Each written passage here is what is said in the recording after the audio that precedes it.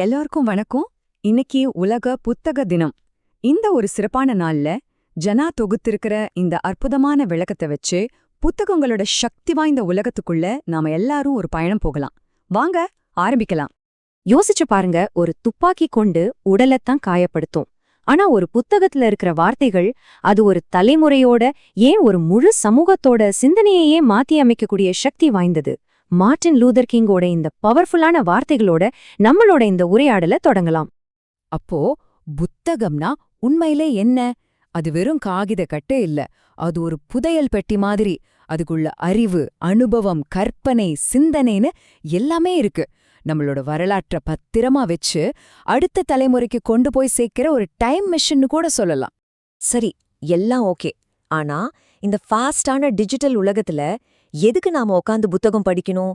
ஒரு பட்டனை தட்டினா எல்லா தகவலும் கிடைக்குதே. அப்புறம் எதுக்கு வாசிப்பு?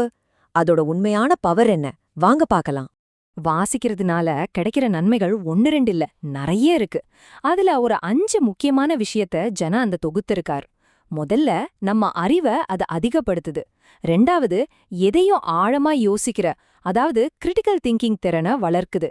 3வது, நம்ம மொழி திறமைய சூப்பரா மேம்படுத்துது. 4வது, டென்ஷனை குறைச்சு மனசுக்கு ஒரு அமைதியை கொடுக்குது. கடைசியா, வாழ்க்கையில முக்கியமான முடிவுகள் எடுக்கிறதுக்கு ஒரு வழிகாட்டியா இருக்கு. நெல்சன் மண்டேலா சொன்னது மாதிரி, வாசிப்புங்கிறது சிலருக்கு வெறும் ஹாபி இல்ல. யாருக்கெல்லாம் படிக்கவும் எழுதவும் சமூகத்தால தடை விதிக்கப்பட்டதோ அவங்களுக்கு வாசிக்கிறதுங்கிறது ஒரு பெரிய போராட்டம். அது அறிவை தேடுற போராட்டம், விடுதலைக்கான ஒரு ஆயுதம். சரி, வாசிக்கிறதோட நன்மைகள் எல்லாம் புரிஞ்சிடுச்சு. ஆனா சொல்றது சுலபம், செய்யறது தான் கஷ்டம். இந்த வாசிப்பு பழக்கத்தை எப்படி ஒரு இன்ட்ரெஸ்டிங்கான ஹாபியா, நம்ம டெய்லி லைஃப்ல ஒரு பகுதியா மாத்துறது? பெரிய விஷயம் எல்லாம் இல்ல. நீங்க ஒன்னும் மணிக்கணக்கா உட்கார்ந்து படிக்கணும்னு அவசியமே இல்ல.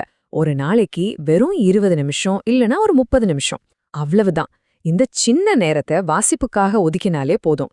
தொடர்ந்து செஞ்சு பாருங்க, உங்க வாழ்க்கையில ஒரு பெரிய பாசிட்டிவ் சேஞ்ச் வர்றத நீங்களே பாப்பீங்க. நேரத்தை ஒதுக்கிட்டோம். அடுத்து என்ன? வாசிப்ப ஒரு போரான வேலையா நினைக்காம எப்படி ஜாலியா மாத்துறது? சிம்பிள். உங்களுக்கு பிடிச்ச விஷயங்கள் பத்தின புத்தகங்களை தேர்ந்தெடுங்க. படிச்சத அப்படியே விடாம அது பத்தி உங்க ஃப்ரெண்ட்ஸ் கூட பேசுங்க. சின்னதா நோட்ஸ் எடுங்க. இலக்கியம், அறிவியல், சரித்திரம், சுயசரிதை, இப்படி பல ஜானர்கள் இருக்கு. உங்களுக்கு எது பிடிக்குதோ அதுல இருந்து ஆரம்பிங்க. ஓகே, நாம படிக்க ஆரம்பிச்சிட்டோம். நம்மளோட முடிஞ்சதா? நிச்சயமா இல்ல. இந்த அற்புதமான பழக்கத்தை நம்ம அடுத்த ஜெனரேஷனுக்கு, குறிப்பா நம்ம குழந்தைங்களுக்கு எப்படி கொண்டு போய் சேர்க்கறது? அவங்க மனசுல இந்த வாசிப்பு ஆர்வத்தை எப்படி விதைக்கிறது? அதுக்கும் சில சிம்பிளான வழிகள் இருக்கு. வீட்ல ஒரு சின்னதா புக் ஷெல்ஃப் வச்சு ஒரு குட்டி லைப்ரரி மாதிரி உருவாக்கலாம். ஸ்கூல்ல கண்டிப்பா ஒரு ரீடிங் ஆறு இருக்கணும்னு சொல்லலாம். நம்ம ஏரியால இருக்கிற லைப்ரரிக்கு குழந்தைங்களை கூட்டிட்டு போலாம். புக் ஃபேர், திருவிழாக்கள் மாதிரி இடங்களுக்கு போறது ரொம்பவே ஹெல்ப் பண்ணும். ஏன், இப்போ இருக்கிற டெக்னாலஜியை பயன்படுத்தி புக்ஸ் கூட படிக்க வைக்கலாம். ஒருத்தர் படிக்க ஆரம்பிக்கிறதுங்கிறது ஒரு சின்ன கல்ல குளத்துல போடுற மாதிரி. அதோட அலைகள் அவரோட மட்டும் நிக்காது. அது கொஞ்சம் கொஞ்சமா பரவி அவரோட குடும்பம், சமூகம், ஏன் ஒரு நாட்டையே தொடும். இதுக்கு பேர் தான் ரிப்பிள் எஃபெக்ட். இந்த தாக்கம் எப்படி படிப்படியா வேலை செய்யுதுன்னு பாருங்க. முதல்ல படிக்கிற அந்த தனிநபருக்கு தன்னம்பிக்கையும் அறிவும் கிடைக்குது. அடுத்த கட்டமா அவரோட குடும்பத்துல, குறிப்பா குழந்தைங்களுக்கு, அவர் ஒரு நல்ல ரோல் மாடலா மாறுறாரு. அதுவே சமூக அளவுல பரவும்போது சிந்திக்கிற, விழிப்புணர்வுள்ள ஒரு சமூகம் உருவாகுது. கடைசியா இதெல்லாம் சேர்ந்து ஒரு நாட்டோட கல்வி மற்றும் பொருளாதார வளர்ச்சிக்கு ஒரு பெரிய உந்து சக்தியா மாறுது.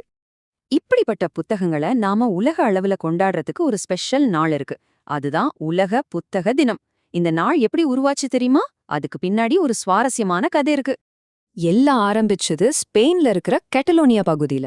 அங்க புத்தகங்களையும் ரோஜா பூக்களையும் பரிமாறிக்கிற ஒரு அழகான திருவிழா நடந்திருக்கு. இந்த ஐடியா தான் உலக புத்தக தினத்துக்கு இன்ஸ்பிரேஷன். அப்புறம் 1995ல யுனெஸ்கோ வில்லியம் ஷேக்ஸ்பியரோட பிறந்த நாள் மற்றும் நினைவு நாளான ஏப்ரல் 23ஆம் தேதிய அதிகாரப்பூர்வமா உலக புத்தக தினமா அறிவிச்சாங்க. அதுக்கப்புறம் 1996ல இருந்து இந்த நாள் வாசிப்ப, பதிப்புரிமையெல்லாம் ஊக்குவிக்கிற ஒரு உலகளாவிய கொண்டாட்டமா மாறிடுச்சு. புரட்சி கவிஞர் பாரதிதாசன் எவ்வளவு அழகா சொல்லிருக்கார் பாருங்க. ஒரு நாடு, ஒரு மக்கள் புதுசா மலரணும்னா அதுக்கு புத்தக சாலைகள் ரொம்ப முக்கியம். புத்தகங்கள் எல்லோரோட கைக்கும் போகணும். அதுக்கு வீட்லயும் சரி, நம்ம ஊர்லயும் சரி, நூலகங்கள் அவசியம் தேவை. சரி, இந்த உரையாடலோட கடைசிக்கு வந்துட்டோம். தொகுப்பாளர் ஜானா உங்களுக்காக ஒரு கேள்வியை முன்வைக்கிறார். இன்னைக்கு நீங்க எந்த புத்தகத்தை கையில் எடுக்க போறீங்க? வாங்க புத்தகங்களை நேசிப்போம், தொடர்ந்து வாசிப்போம். நன்றி.